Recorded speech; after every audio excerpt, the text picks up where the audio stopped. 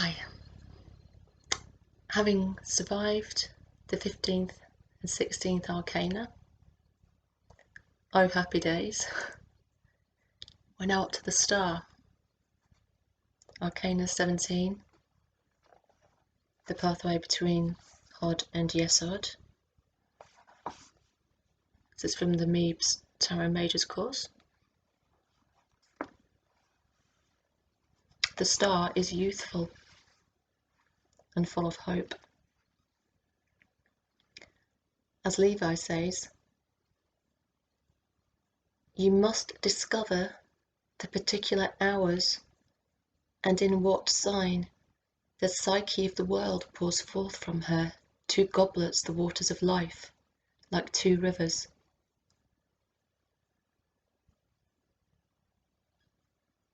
Paul Christian emphasizes that the star symbolizes hope. It expresses in the divine world immortality, in the intellectual world the inner light that illuminates the spirit, in the physical world hope.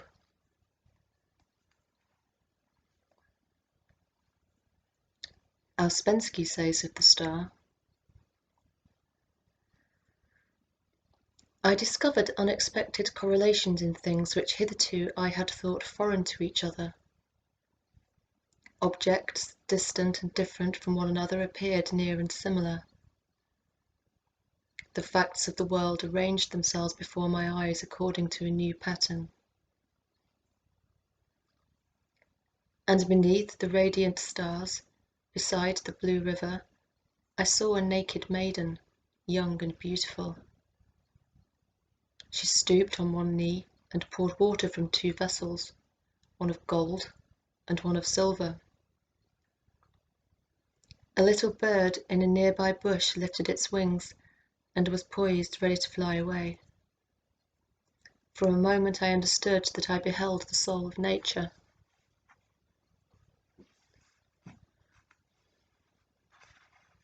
So I think this is the pathway between Hod and Yesod. And the sign of the alphabet corresponding to the Arcanum 17 is Pe. Its numerical value 80. The Arcanum's astrological correspondence is the planet Mercury, and its hieroglyph is a mouth with a tongue, that is, a mouth that speaks.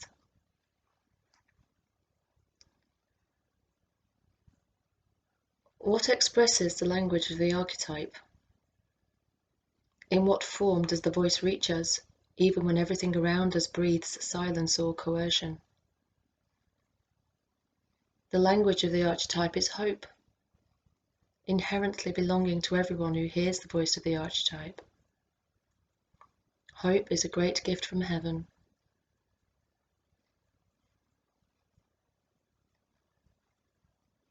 But even humanity, thanks to its own abilities, can navigate in the maze of compelling vortices and foresee astral dangers. Human intuition is a great talent that it is a sin to lose, and which seems to us to be a precious gift made to ourselves at the time when we, having lost it, began to recover it again by our own efforts.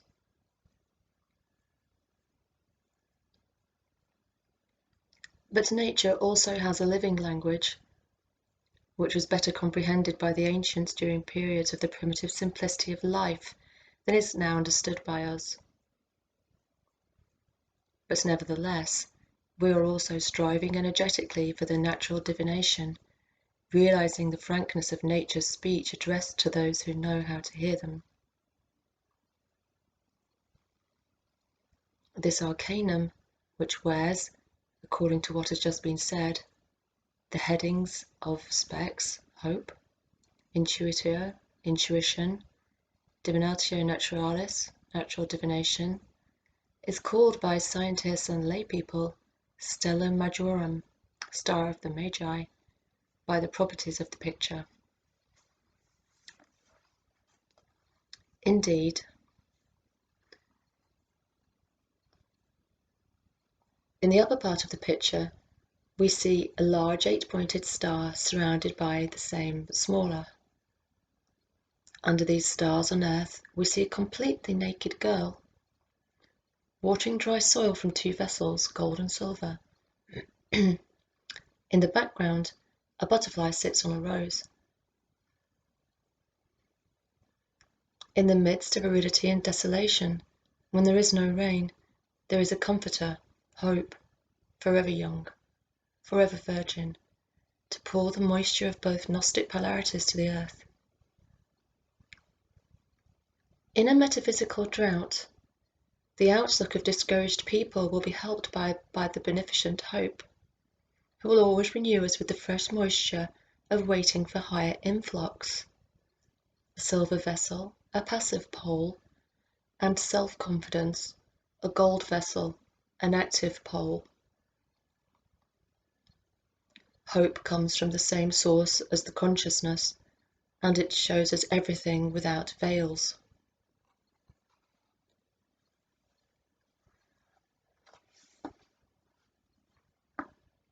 If we wish to develop our own intuition, to regain the gift that our ancestors possessed to a great degree, then we will know how to discern the rose from the weeds, as do the wings of a butterfly.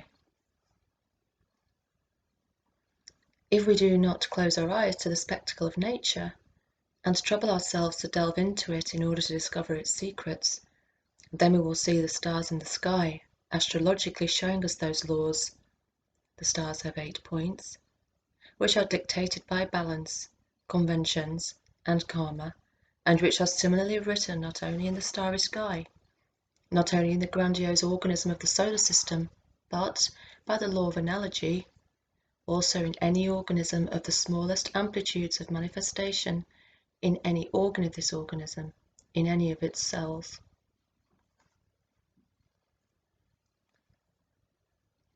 Thus, the card proclaims that hope, symbolized by the apex of the triangle of Fabre d'Olivet, never leaves us.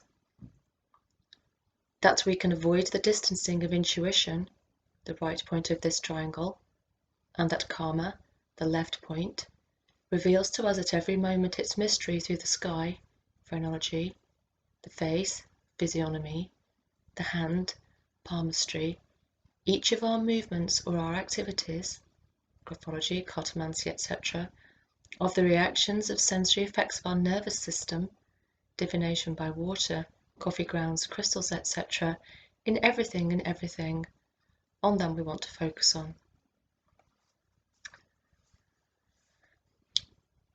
Within this Arcanum, Mebes goes into great detail into those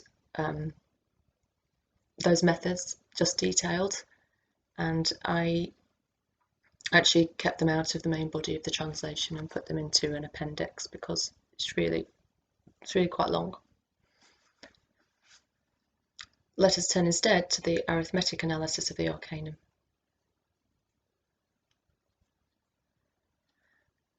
(17) equals 1 plus 16. The divine essence, 1, together with the logical exclusion, 16, of evil, in order to make the good triumph in the metaphysical field, gives rise to hope, 17.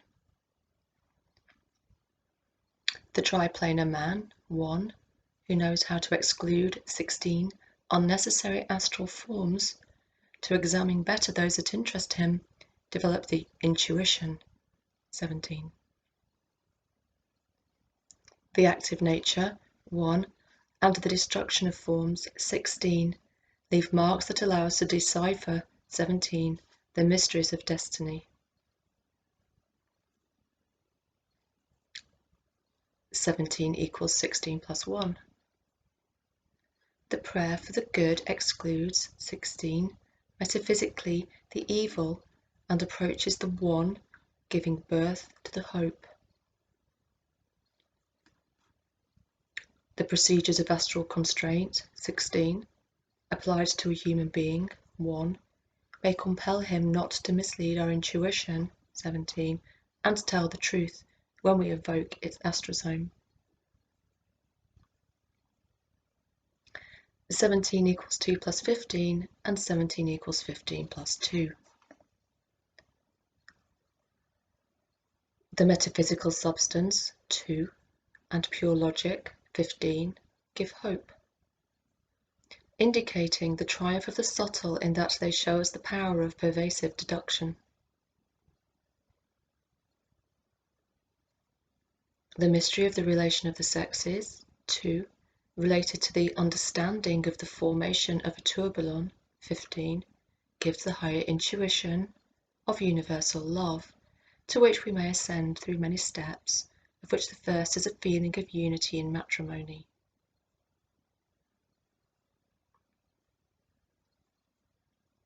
The world of achievements, 2, and karma, 15, of these achievements leave decipherable traits, 17. 17 equals 3 plus 4. No, it doesn't. 17 equals 3 plus 14. And 17 equals 14 plus 3. Understanding the Gnostic nature of the archetype, 3, and the ability to use deduction, 14, will firmly establish in a person hope for a favourable tonality of the lower manifestations of the archetype. The principle of multiplication, reproduction, 3, of human individuals in the physical plane and the desire of reincarnating souls for inner harmony, 14, develop intuition in individuals, 17, which becomes at least equal to activity. The principle of production, 3, and the nature of the change in entropy, 14, are sufficient to outline the picture in which we read, 17, the karma of nature.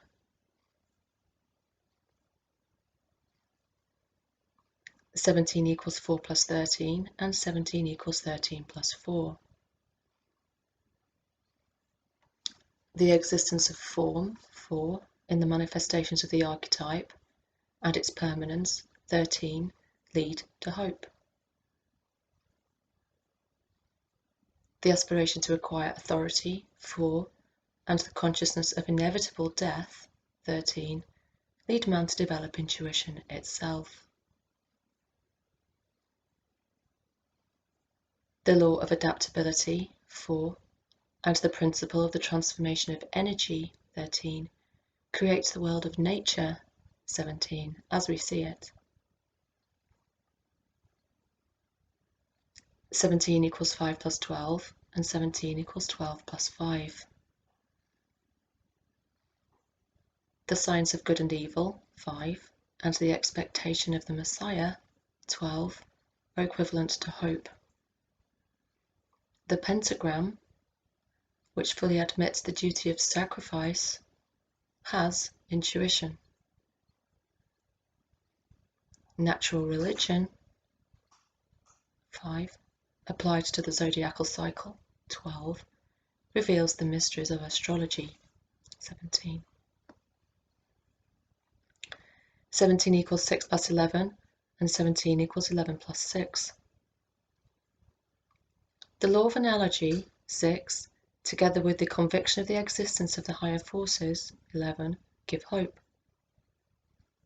Free will, 6, along with the power of egregorical currents, 11, lead to intuition. — 17 equals 7 plus 10, and 17 equals 10 plus 7.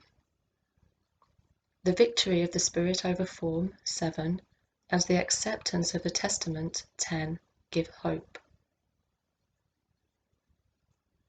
The victory in the test of the two paths, 7, and the knowledge of Kabbalah, 10, prove the full intuition of the adept. 17 equals 8 plus 9, and 17 equals 9 plus 8. Whoever knows that the pointer of the great metaphysical scale can lean as far to the right as to the left, 8, and who at the same time has faith in the superior protection, 9, will have hope to go to the right. Whoever knows the conditional law, 8, and is initiated into the unconditional, 9, has intuition. Several branches of study are part of Arcanum 17.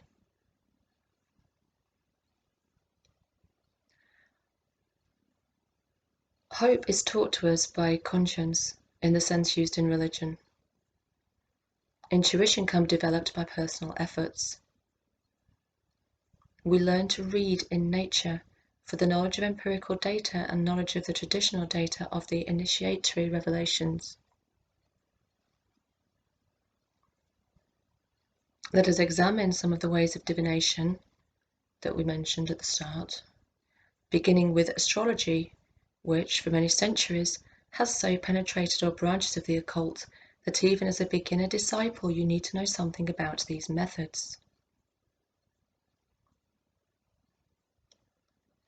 When it comes to the advanced initiatory stages, a harmonious synthesis of all astral influences would be desirable. For people who wish to become instructors of esotericism, strong Saturn, Mercury and Venus are indispensable. The presence of the Sun and sometimes of Mars are desirable. For the higher degrees of Freemasonry and an efficient activity in this sector, Jupiter, Venus and Mars. For a magician, Saturn, Mercury and Mars. For a theurgist, Sun and Venus. For a theoretical Kabbalist and an astrologer, Saturn and Mercury. For clairvoyance, psychometry, cartomancy, etc., the influence of the moon is fundamental. In mediumistic sensory experiences, etc., it is recommended to choose people who have a strong influence of Venus and Moon without adding other influences. If you cannot find them, then it serves a pure Venusian type. Such people are very receptive to subtle influences.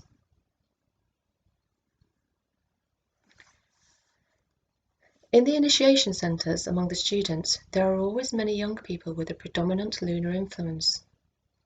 These students in the beginning progress well, obeying their instructors, but usually, in a short time, they move away from the current because, due to the action of the moon, they are very much subject to external factors. The spiritual branch most suited to a solar type is to be a priest, but excluding teaching. For a Jupiterian, one should look at the history of esotericism. Of course, almost no pure types exist. In the choice of branch, it is necessary to consider the set of influences on the human being. And as I said previously, the rest of this long discourse on astrology and other divinatory arts is in the appendix. But I have done some notes on the 17th Arcanum.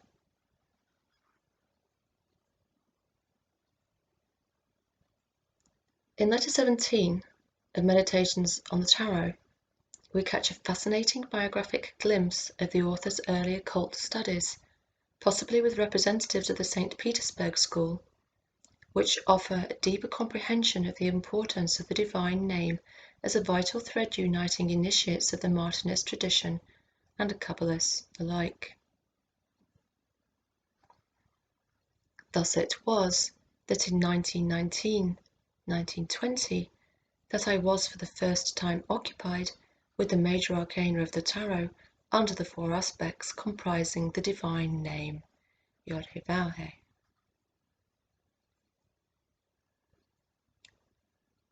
Tomberg came to see in this divine name the unity of mysticism, gnosis, and sacred magic in Hermeticism, and reflected upon the growth of tradition within the mysterious spiral of time and space.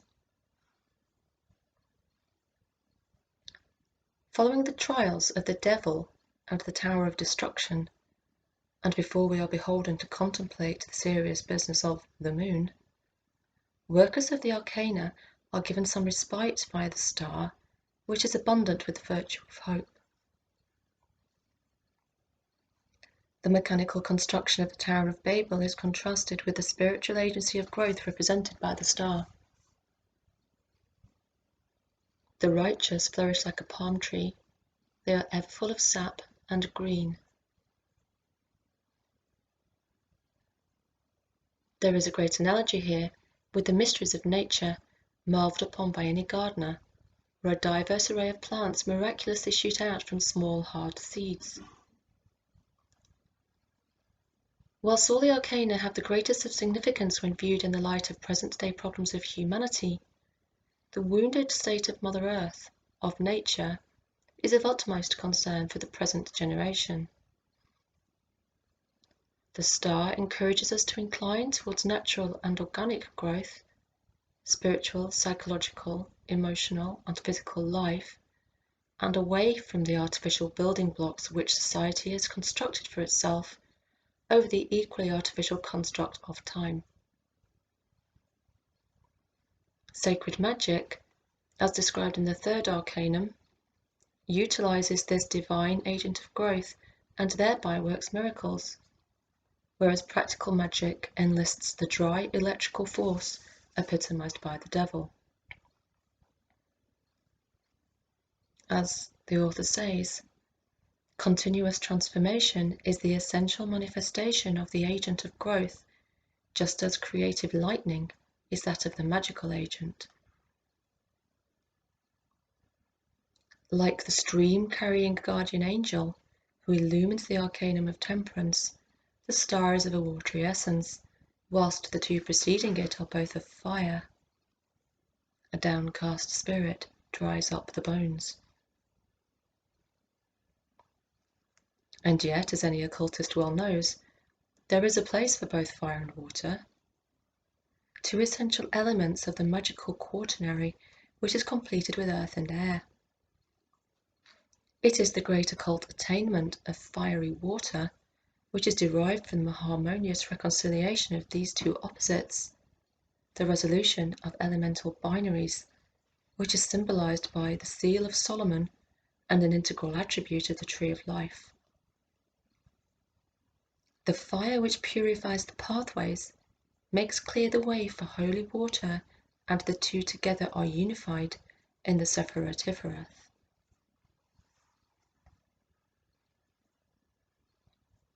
In addition to many years of reflection upon this mystery, the work we have found most useful in helping to explain it is Sefer Yetzirah Magic by the Australian Kabbalist Patrick Mulcahy. In Mulcahy's revelatory exposition of the Kabbalistic masterpiece that is the Sefer Yetzirah, Tifereth is presented as the holy temple of the Tree of Life. At the heart of this holy temple, the century connecting vertical pathways of the Shin and Mem, fire and water, merge into what might be regarded as the fabled fiery water, the Esh Mayim, described in the Sefer Bahir. This then moves upwards into the divine consciousness of Da'ath and onto the pathway of air or breath via the third mother letter Aleph. The mystical interplay between fire and water is fundamental to any interpretation of the Tree of Life and is what vivifies the entire octahedron of the lower section. A key to the secret of the fiery water may be found in verse 59 of the Sefer Bahir.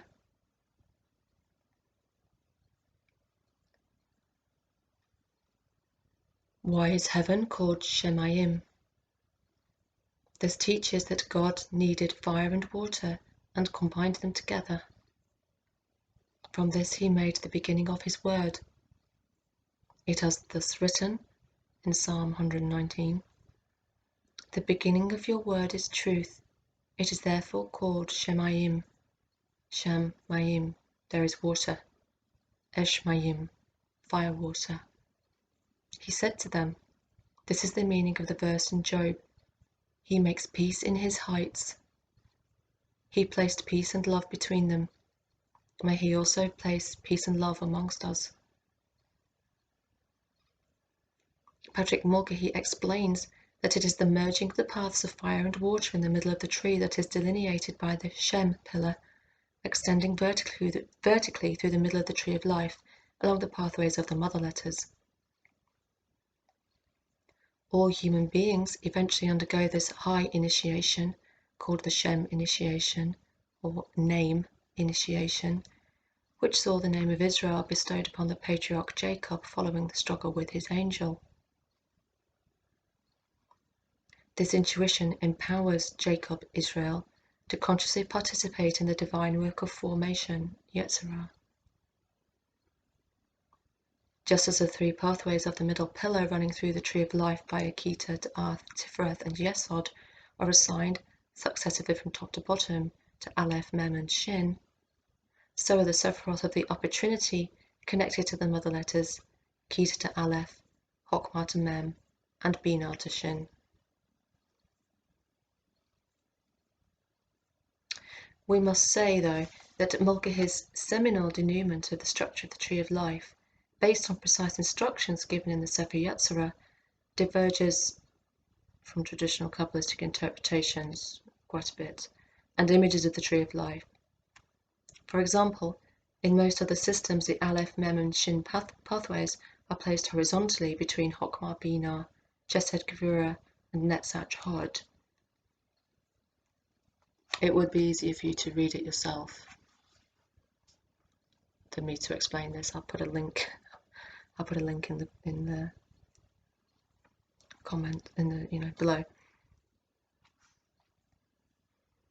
Returning to the star, Tomberg cites the German philosopher Leibniz as a prime example of one who displays good continuity of thinking in accord with the natural agent of growth, which enables him to avoid the conflict of ideas and gulfs between more artificially formulated beliefs. In the cooperative transformations of thought shown by Leibniz, Tomberg sees a rainbow of peace. He also pays tribute to the engineer Shmakov and declares that he shall rescue from oblivion his great work, the Sacred Book of Thoth, the major arcane of the Taro, published in 1916-17 in Russia. I've started translating that one as well, but it's quite difficult.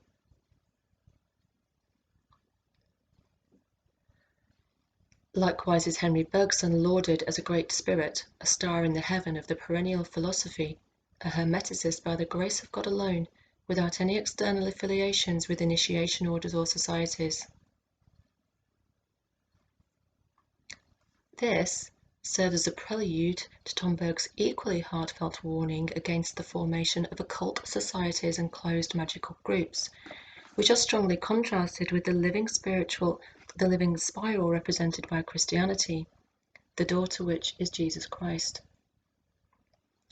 In particular, students are almost literally begged to not form groups or schools with Tomberg at their centre, for his is a living and transformative expression of spirituality and esotericism, which flows like the water of life, and he clearly wishes to dissociate from the electrical charge of such closed circles as he witnessed on the long course of his journey through the esoteric fields. The image of the 17th Arcanum shows a woman pouring water from both her right and left hand into the same stream. Herein lies the difficulty, for such a blend means that whilst all that is good, pure, beautiful, holy, and true is enabled to flow, so is that which is infectious, vile, blasphemous, and diabolical. The streams mingle. This stark contrast is all too clearly visible in the physical world, where the life carried by our rivers and streams is becoming ever more polluted. Hope is renewed by the fact that whilst the present state may appear dire as a result of such malign influences, pollutants, in the future this is resolved by a return to the perfect state through rectification. As such, we need not fall into a dualist position when contemplating this paradox.